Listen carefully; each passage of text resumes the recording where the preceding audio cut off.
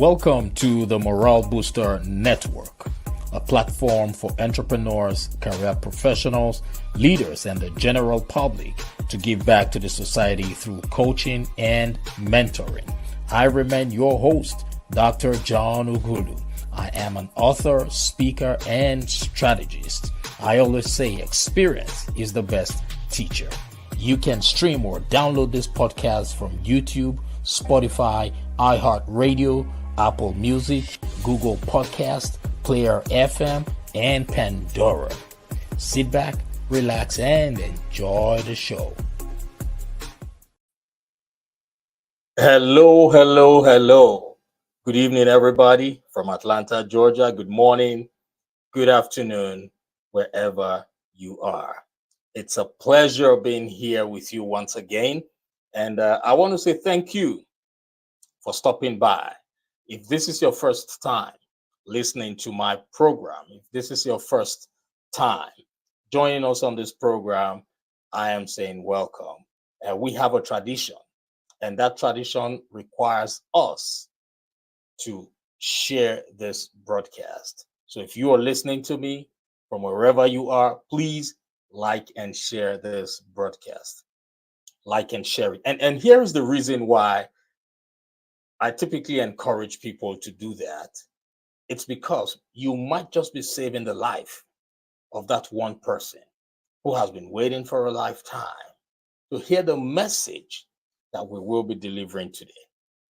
The message might not resonate with you, but there will certainly be somebody on your contact list, someone who's following you, who has been waiting for the opportunity to hear or listen to the message that we will be sharing today.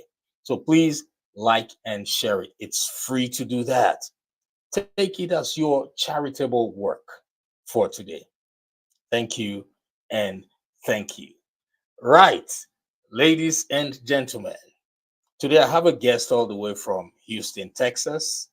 But before I bring her here so we can discuss about the business for today, I would like to talk about something that has been going through my mind. And what I intend to speak about before I bring her here is a topic that affects people who are currently employed. Now, I want to ask you a question. And my question is, are you frustrated at your place of work? Does it happen all the time?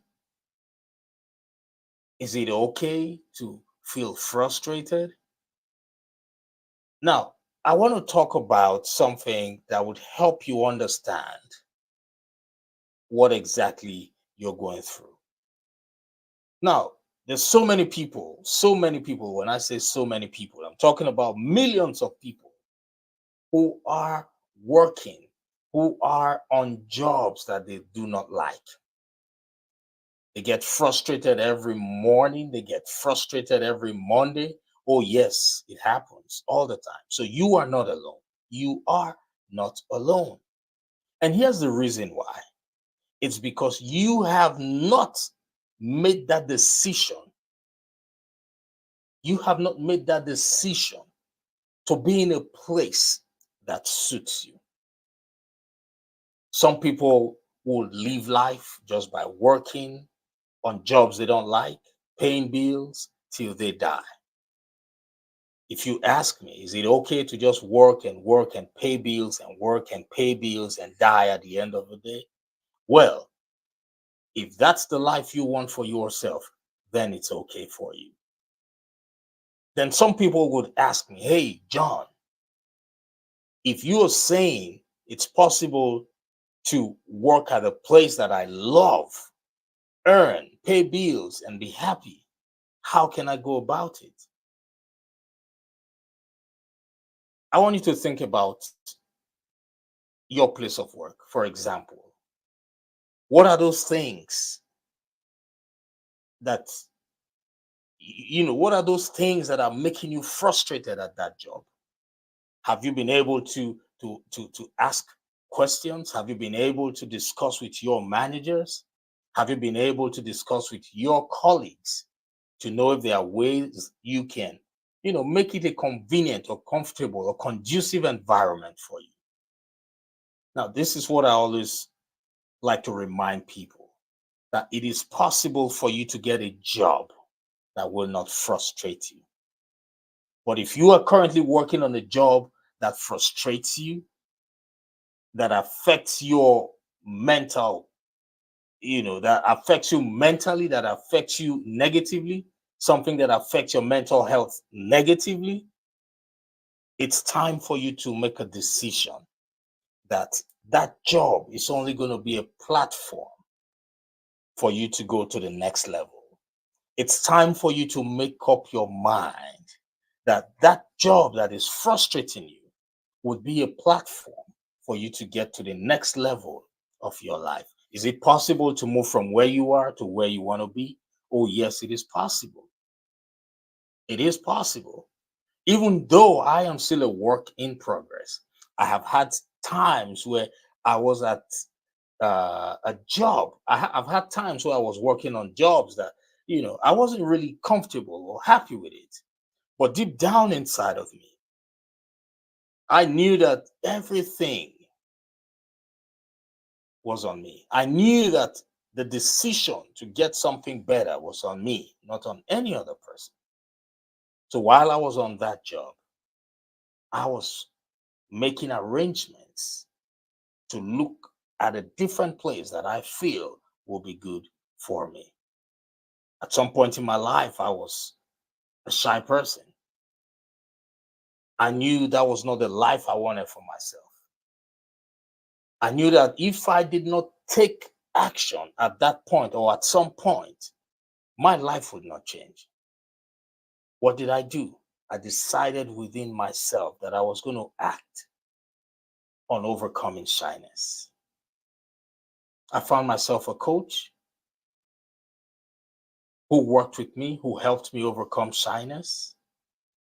Even when I was on a job that I was not happy about, I started taking trainings, certifications, programs that would help me get a better job. And at some point, I was able to leave that job and transition to something that I enjoy doing. So if I could do that, it means you too can do it. But sometimes we get scared. Sometimes we feel or think that it will not be possible for us to get something better.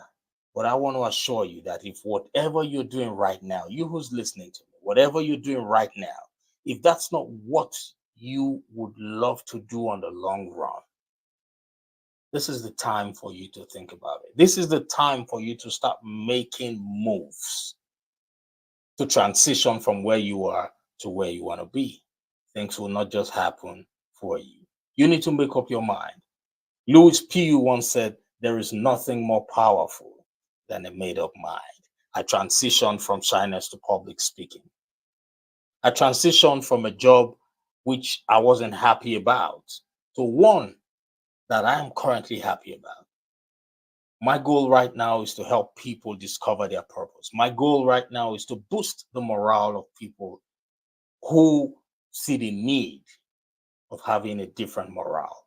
And if that's you today, I want you to take this as a reminder. My job is not to tell you anything new. My job is to constantly remind you of those things that you already know, but for some reason, you are not acting on it. That's my job. So if what you're doing right now is not something you're happy about, I want to assure you that it is possible for you to change it. I want you to think about it.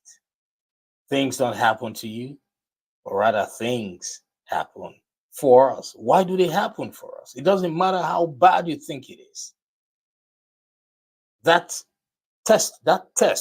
that challenge you're going through, it's happening for you to become stronger, wiser, and better. I don't know where you're listening to me from, but I want you to know that you are an abode of greatness. Think about it, and I want you to please like and share this broadcast because you might just be saving the life of that one person who has been waiting for a lifetime to hear this message. Thank you so much. God bless you. And it's time to bring in our guest for today. Yes.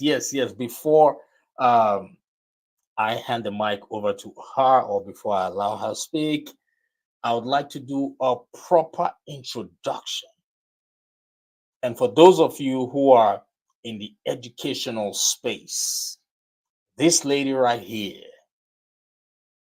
trust me, is the person you've been waiting to listen to. Now, her name is Locha Brooks. She's originally from St. Louis, Missouri, now residing in Texas. She is in the DFW area. She is the founder and CEO of First Class Educator, one of the leading school consulting firms providing staff development and assistance to educational organizations.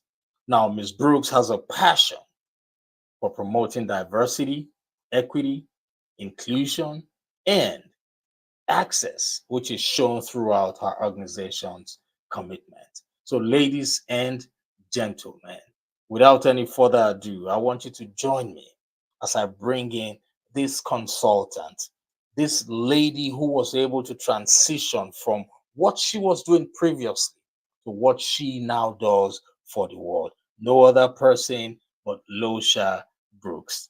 Hey, Locha, how are you? Thank you. Thank you. All is well. Thank you, Dr. Hulu, for that introduction. And just thank you for that message that you just provided us with as well, because I am a reflection of just moving forward with what it is that you are supposed to do and taking that next step. So thank you for that message. It just resonates. And I know that the listeners who are ready for a change resonate with it as well. So thank you for allowing me on your platform and for that beautiful message. My pleasure. Thank you so much for joining us on this program. Um, look, there's so many people out there who are struggling with jobs that they do not like, you know, and there are several studies that have shown that Monday mornings, Monday mornings have the highest level of people suffering from heart attacks, high blood pressure, because when it gets to Monday morning, there are millions of people who wake up unhappy because they are working on jobs they do not like. I hope you know there's so many people like that. It is. I know that to be true. And so for me, I really try to encourage people to be led by their passion, because Yes. I could not imagine doing anything that was not um fulfilling my desires. Mm, And so just that information, those statistics, I right, trust that people take heed to that, so they know the implications on their actual health, uh, right. as it relates to what they choose to do for their career and line of work. So yes, it does resonate. Awesome. Thank you so much. Thank you once again. It's going to be a beautiful conversation here because there's right now I have so many people out there who are in the space of consulting. Some of them are still in the process of starting their own consulting business, but they're still trying to figure out ways to get started. So let's go straight to the question that I have for you today. Now, can you please share your journey and experience in the field of educational consulting and what inspired you to pursue this career? Now, were you a teacher for so many years? Can you please just share your journey with us and let us know what educational consulting is all about? Thank you. Thank you. So first, yes, I would love to share my journey. It's always a pleasure. So as you mentioned, I was originally a classroom teacher, and my goals to impact the education industry transcended far greater than just being a classroom teacher, and even considering being an administrator and moving into a principalship, that was not going to fulfill my desire. So early on in my career, I knew that I would move forward with educational consultant, and I gave myself a personal goal at year 10. No matter what positions I had secured, I was going to go full force into educational consulting. So I always like to share my background as it relates to my educational experience. Being from St. Louis, being a part of what we call a desegregation program, that's where you had inner city students being bused into more affluent, predominantly white school districts. And having that experience as a young child, I did not know that some of the things that I was experiencing, which, someone would call, maybe racism or things like that, I did not know until I had real hardcore dialogue about what it was to be an African American student in the predominantly white school district that I attended.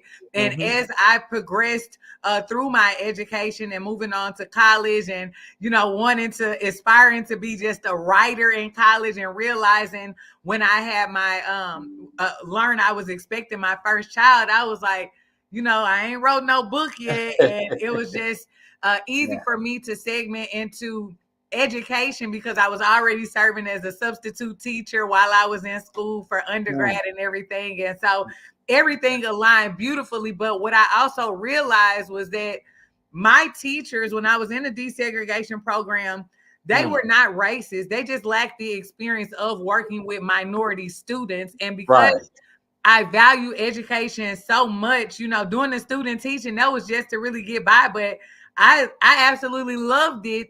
And I ran, after moving into substitute teaching, I also became, I was over our in-school suspension program, the coordinator for in-school suspension, and I ran it just like an English classroom.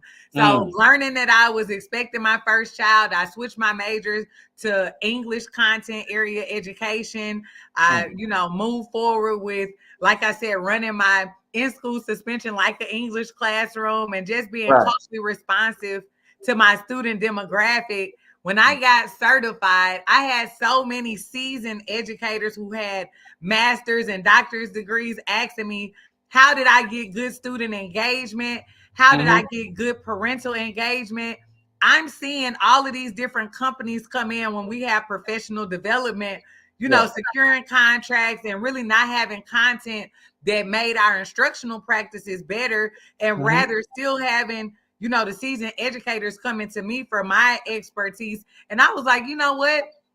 At year 10, I can move forward in consulting and start securing contracts like these folks and really, truly make an impact. And that's really the genesis of me wanting to go forward with educational consulting, just looking at it from my perspective of knowing that what it is that I do with my students, with my home communities, is different from what you're taught in school when you're on, the path to becoming a certified teacher. And so I knew that was what was going to make me stand out in the industry.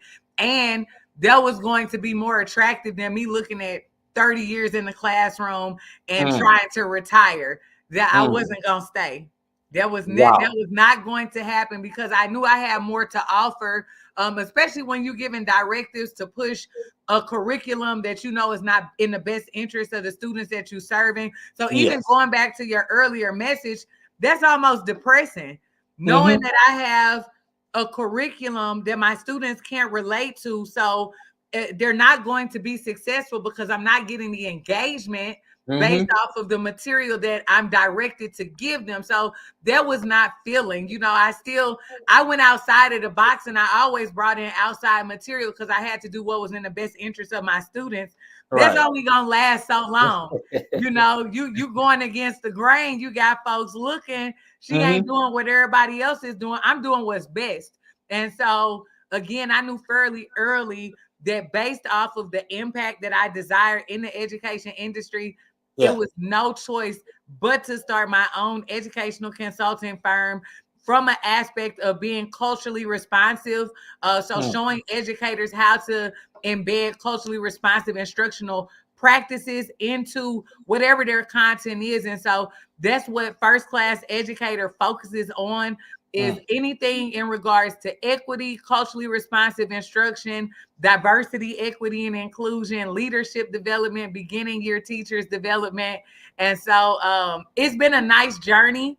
And I will say that it is based off of my passion for education and what I know that it can mean to the education industry, for sure. Wow, wow, wow. That's awesome.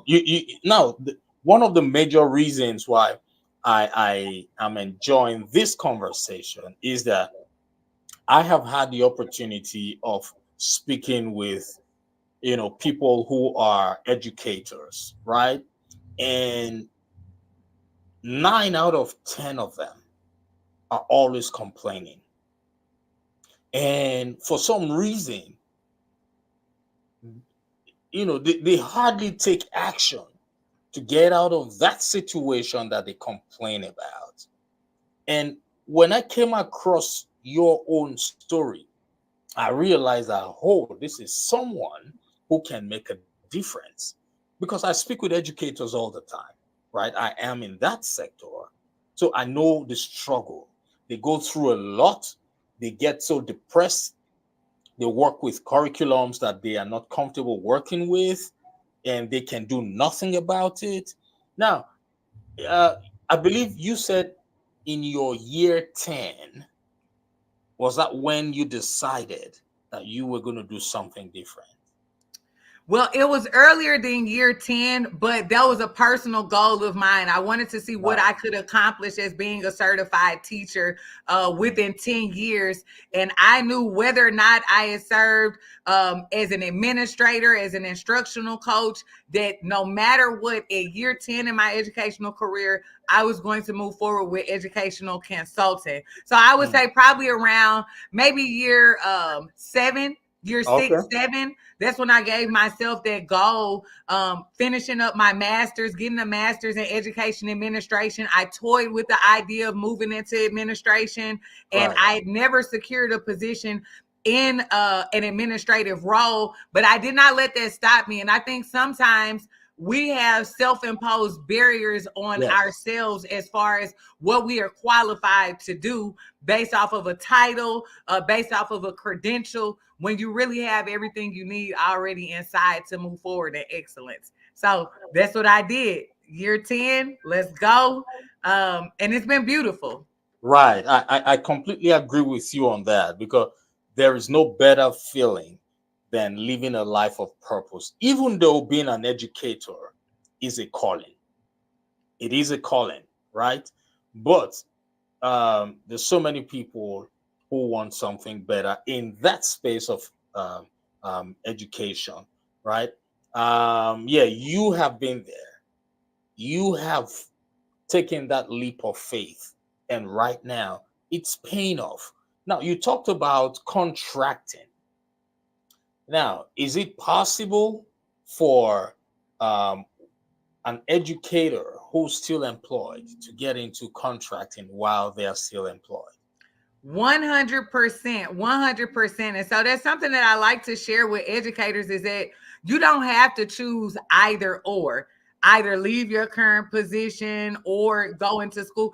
You can certainly secure opportunities to go inside and administer professional development while you're still currently serving in your role. So whether you're a classroom teacher, Mm. an administrator, a principal, or if you serve on the collegiate level, whatever capacity you are already serving, there are still opportunities for you to go out and secure consulting contracts. One of Mm. the things I always like to share too, just to add on that, if you collaborate with other educators, which I highly recommend, Mm. if you have the skill set of understanding how to structure your contract, you are not going to be the only one that's administering content. So you can secure the contract and staff it with other master educators who are on your team as well. Hmm. That's some game right there. Yes. They say knowledge is power. Knowledge is power, right? But the most important thing is acting on the knowledge. because information alone does not lead to transformation. Information is good, it's power, but information all by itself does not lead to transformation. Now, what leads to transformation is action, acting on that information. Am I correct? You 100% are correct. You have to execute on the information. You can have all of the information, but if you're not putting it to action, if you're not executing on it, it's not going to have any motion. Exactly. So thank you so much for sharing.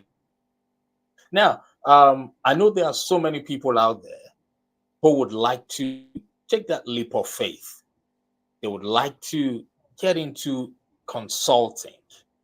Now, I want you to please share with us what are some common challenges that individuals face when entering the space of educational consulting, and how do you advise them to overcome these obstacles? So, what are the challenges they would likely face? So there are a few that I would like to talk about because it's inevitable, right? So when you go out, you're networking, you find opportunities to submit proposals. Some people get discouraged because they have not heard a response back. And Mm-hmm. so following up is going to be a major task. So just Yes. understanding, being consistent and having a follow-up process, Right. knowing that you may need to reach out 3 to 5 times just to ensure that they know, that you have your services available, because Mm-hmm. administrators, they have so many Right. tasks to do. So it's not that they're ignoring you, but I've commonly heard some people say, well, I reached out and they didn't respond. And I say, well, how many times did you reach out? They'll say one time. I'm like, until they tell you, no, we not interested, make sure that you reach out. So that's a common challenge, is just staying faithful and committed to the process, but having a nice, solid follow-up game is what's going to be most important. The other thing too is just really understanding that, if you turn in a proposal, it's okay to ask for feedback. Every one of your proposals you submit is not going to get awarded. And Mm. so some people find their process to be a little challenging if they submitted 2, 3, 4, 5 proposals that have not been accepted or approved. But the thing is, ask for feedback. We always have room for improvement. I actually just there was an opportunity to work with a large library that does some statewide work. And one of the things that I realized is that although we do diversity, equity, and inclusion, every Mm-hmm. opportunity is not, a flushly aligned with us having a background in the education industry. And so I submitted for this opportunity. We did not get it. And I asked for feedback, and they said the proposal was wonderful.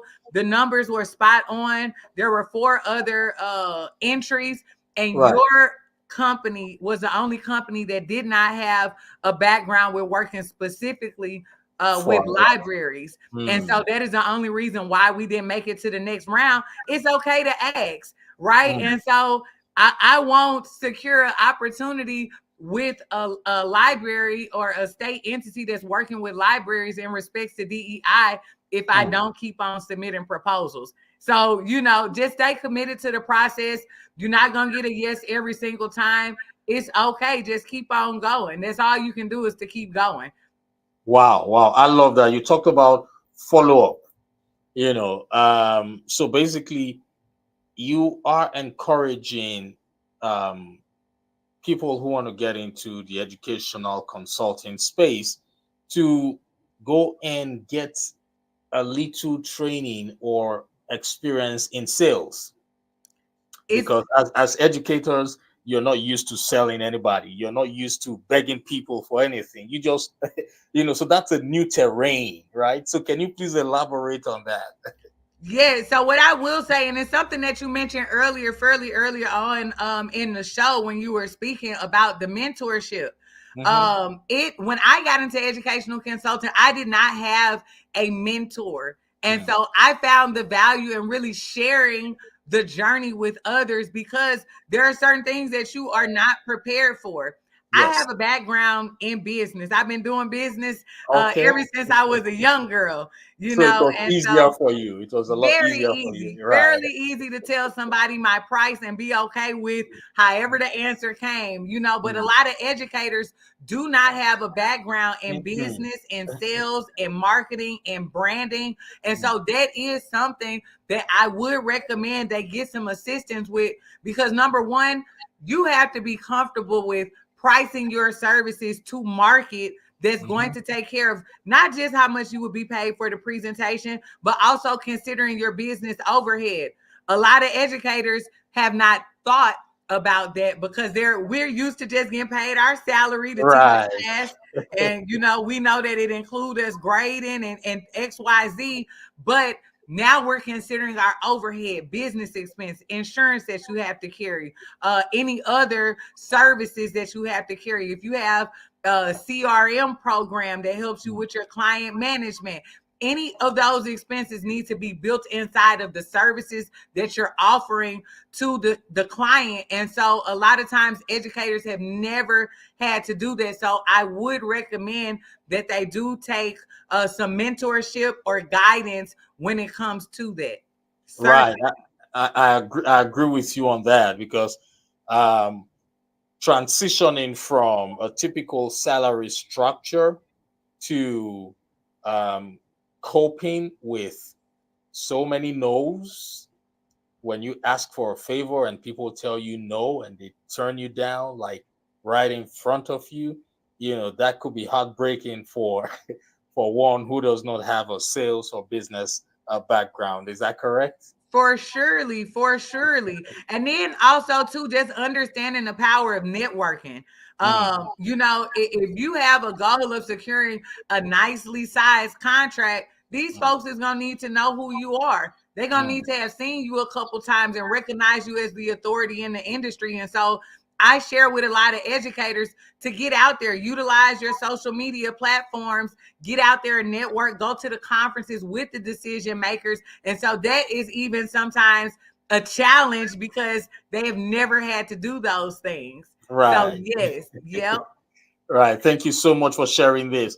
Now, talking about contracts in the educational sector, can you please mention a few areas or a few, types of contracts that educators can pursue or apply for, like different sectors? You talked about the library a few minutes ago.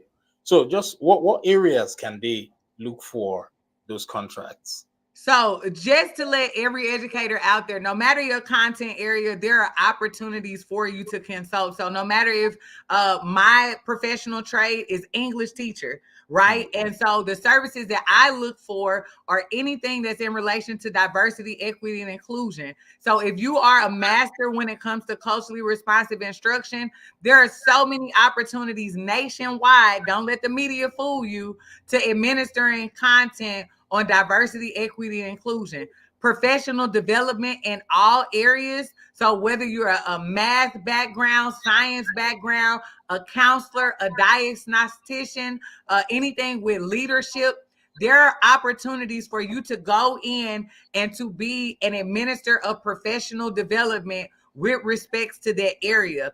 I brought mm, up the contract in regards to the library because this was an opportunity to work with a state entity that's mm, looking to ensure that that they have some processes in place to make sure they have equitable practices. And so mm. I thought that was a good opportunity to exercise Right. our equity muscle. The only thing is we've never worked with a library entity in those regards.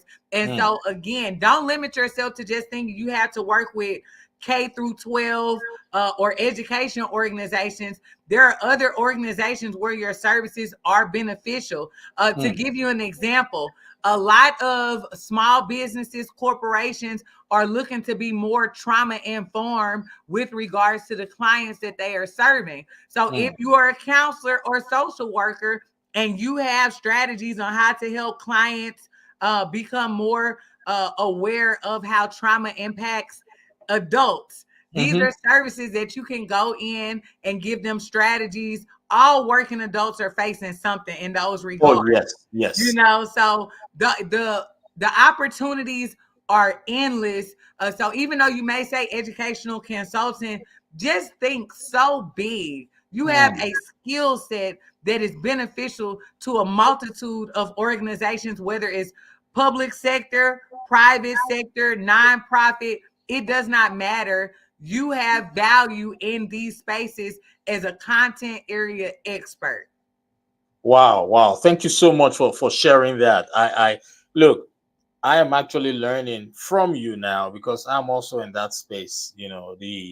I am an educator, and so I understand exactly where you're going. It resonates with me.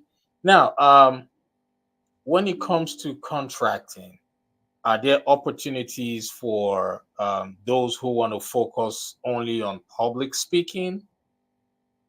So you do have opportunities to where you can go in at the beginning of the year.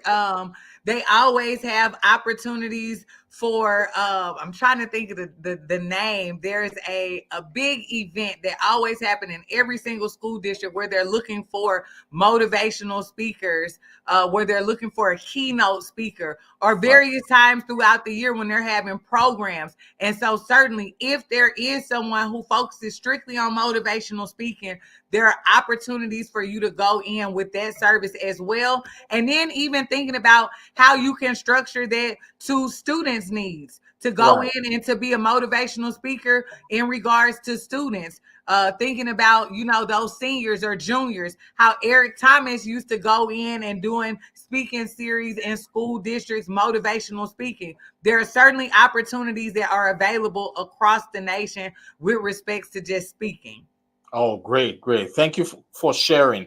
Now, for somebody who doesn't have any experience in the educational sector, maybe no teaching experience, has never worked as an administrator in academia, how is it possible for them to become educational consultants? So I say yes, and here's why. There are Mm. always opportunities to work and partner with schools. So think for your entrepreneurs who may have a skill set of showing young people how to start their own business. They Right. can actually create a program that they can administer after school in the summertime to Mm. work with a group of students and structure it in a way to where they secure a contract with the school. So you're not your typical educator, but you do have some programming that you can offer and structure it in a way that's going to be of value to an education organization, and they will pay you for that. And so I would still call that person an educational consultant. Consultant, yeah. And there are opportunities like that all of the time for enrichment programs, even if Yes. it's something in regards to crafting, producing. If you want to show students how to, do holistic practices with meditation and yoga, Mm. things like that. If you structure it in a way where it's going to be beneficial to the school organization, find out what their strategic plan focuses on. If it wants students to learn how to, be more engaged in humanitarian work, and you have services that show them just how to do that. There are all types of ways that you can get your services into schools and secure contracts, and therefore I would call you an educational consultant. Exactly. Thank you so much. They say what you don't know, you don't know. Right. So for those who are listening, please like and share this broadcast right now, because you might just be saving the life of that one man or that one lady who was just about to give up. Trust me, there are people right now who are in the process of making life decisions. There are people who are in the process of thinking right now of how they will take their lives, of how they will give up and commit suicide because they feel life is not working the way they expect it to be, because they've given up on life. Please like and share it, because this message might just get to that one person and give that person hope to know that he or she has something that they can do to move to the next level. Like what she just rightly said, you don't have to be a teacher or an educator to get into the educational consulting space, because there are so many contracts out there that you can bid for. You could be a painter. You could be, you could offer janitorial services. You could offer the different things, right? So please like and share it. Now, I've got another question for you, Locha. Um, for someone who wants to start, who's the best person in the school for them to reach out to? Is it the administrator or just the teachers? So this is, I'm happy you asked that question. This is a very good strategic question in which I submit to everybody. You want to work with the people who can actually bring your services in, who can cut the check or have influence, right? And so while, teachers have great aspirations of what it is they want to do, you can talk with them all day long. They don't have buying power. You need to talk to people who are on a district level or a building level that has buying power and they can see the value in your service and bring it in and can advocate on your behalf. I love to network with those district leaderships. So anywhere from superintendent, assistant superintendent, or some people in my community, they network with principals, with building principals. It may be easier to get inside of one building first versus the district. My approach, I want to get inside the whole district. So I like to work with people on a district level because I truly want to see the transformation on a district level. So you have a couple of different points of entry, but it does need to be a leader that has buying power. Wow, wow. Thank you so much for sharing. And now let's talk about your program. Um, I know you have a coaching program. You help people get into this space. Now, Yes. if there is someone right now who is interested in getting into educational consulting, how can you help them? Do you have a coaching program? How can they get across to you? Thank you so much for asking. I appreciate it. I appreciate you speaking about it. The School Consulting Accelerator Program. I really love our community. What we do, we actually show you from A to Z how to start your school consulting business with a modulated 8-week program. And so you get lifetime access to it. We host it on a platform called Kajabi. And so it's literally self-paced, so that those who are interested, they don't have to feel pressure with completing the content in 8 weeks. I made it 8 weeks so that we could break it down in a palatable way, but it shows you from A to Z how to brand, select your name, and even how to move forward with staffing, selecting your team, identifying your niche. And then I also give them my contract templates inside of the program. We do 2 monthly calls. And so on those calls, I tell people to ask questions that are going to help get them to the next level. So we do 2 monthly calls along with the program. And then we have a private Facebook group. The people in our community are like family. They actually work on contracts together.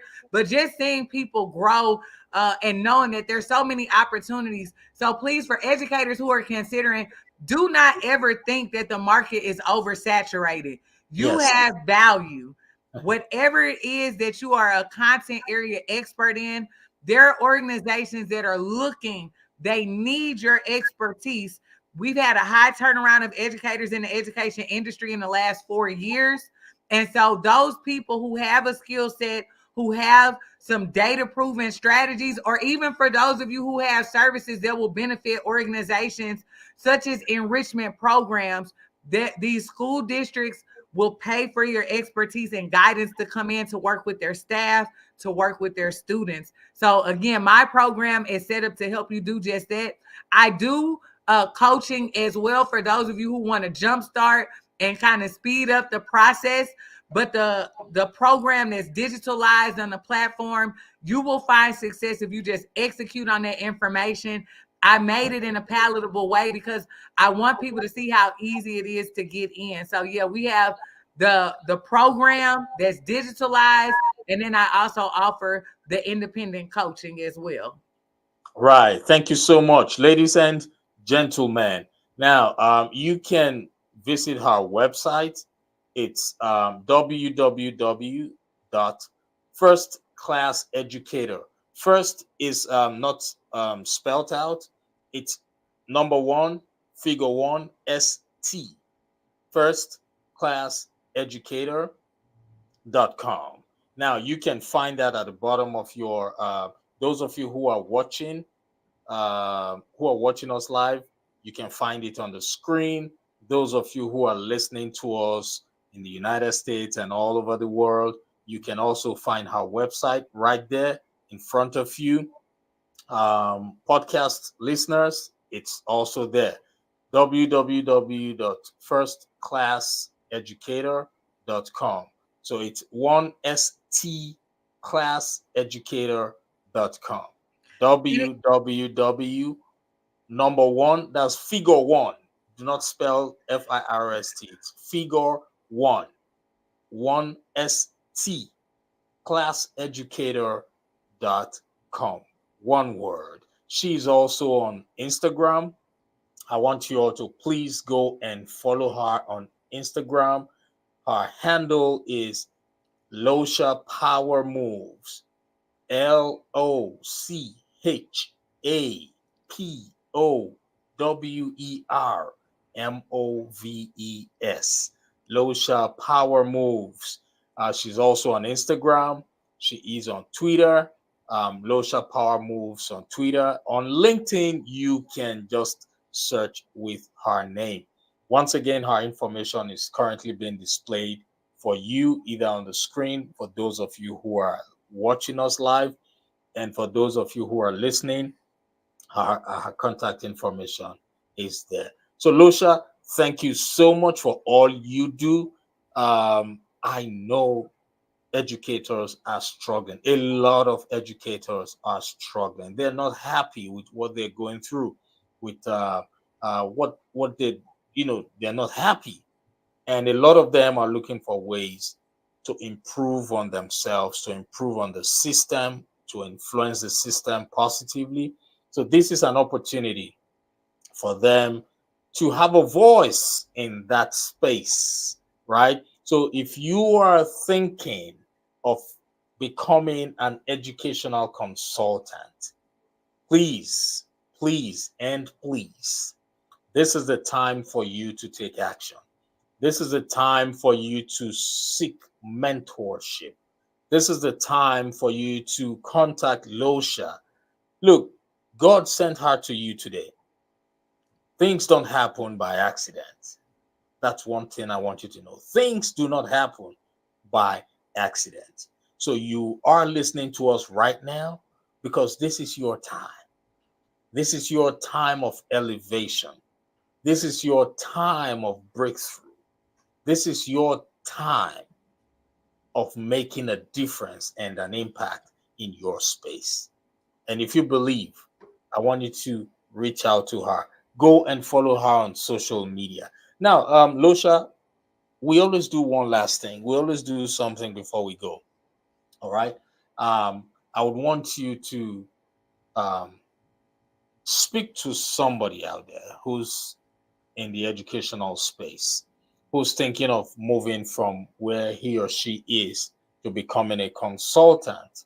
And for some reason, they're having that fear inside of them because they're already comfortable just working, getting money to pay their bills, and not even having savings. They're already comfortable with that, but they are not happy. Just for 1 minute, 60 seconds, I want you to inspire that person not to give up and to let them know that there is still possibilities of them becoming who they truly want to be in life. So just go. So, to my educators out there who are truly, truly thinking about making that move, but for some reason there is a barrier that only exists in your mind, I want to let you know you are looking at someone who decided to take that next step. Single mother, okay, English teacher, just really knowing that I had more, I chose to take a leap of faith. And this is something that I encourage everybody to do. I chose to take a leap of faith and bet on myself instead of being locked into the salary of a majority of educators, 50,000 a year. Okay. Maybe 60, maybe 70. Instead of being locked into that fixed mindset of, okay, I'm just going to take this, raise my two kids, and just try to live the life that I desire, knowing that I have more, I chose to invest in creating my business, thinking about all of the gifts that I had inside of me to share with other educators, the same things that you have inside of you. You had a success in your classroom. Not only are your students being successful, their families are appreciative, your administrators see what you are doing in the school. I want to encourage you to take that next step. Think about how you can structure those services in a year-long engagement. Just write it down. If you were to go inside of a school once a month for the next 10 months, right, to help them with the services that you have, write it down. That's the first place to start. And know that there is a school district that, for whatever it is that you craft out, they are looking to bring you in and to help take their organization to the next level. I encourage you to take action on the information. Exactly. I love that. Thank you so much, Losha. And I would like to leave them with this. It's a reminder, it's not new. I just want to speak to you who's listening to me. I don't know where you're listening to me from. I want you to know that information all by itself does not lead to transformation. Yes, it does not. You want to know what leads to transformation? I'll share with you. It is action. Action. When you act on information, it leads to transformation. I want you to write this down. Information alone does not lead to transformation, but action leads to transformation. All right, act on this information you have now. Contact her, send her a message. I hope you do read your Instagram message and your Instagram messages, because that's where people would easily reach out to you. So contact Instagram her. is best. Instagram is best. When y'all follow me on Instagram, click the link in the bio. You can watch a webinar, free training on school consulting. It's an hour long. Take notes, implement, execute. It's an hour long. It's full of information. It's free. All you have to do is register. So follow me on Instagram at Locha Power Moves. Click that first link, register for the free webinar training. Watch it whenever you have time. Watch the replay. Take notes, as Dr. Uhulu just said. Take notes and then take action. That's where you're going to find the sweet spot. I look forward to working with you all. I'm so appreciative of you allowing me on your platform to add value. Thank you for what you are doing for the community and all of your endeavors. I truly appreciate you. Thank you so much, ma'am. It's been a pleasure and a privilege. Please, once again, everybody, like and share it. And if you've got any questions, feel free to reach out to me. God bless you all. And remember, today is the first day of the rest of your life. Have a wonderful, wonderful rest of your day. Bye for now.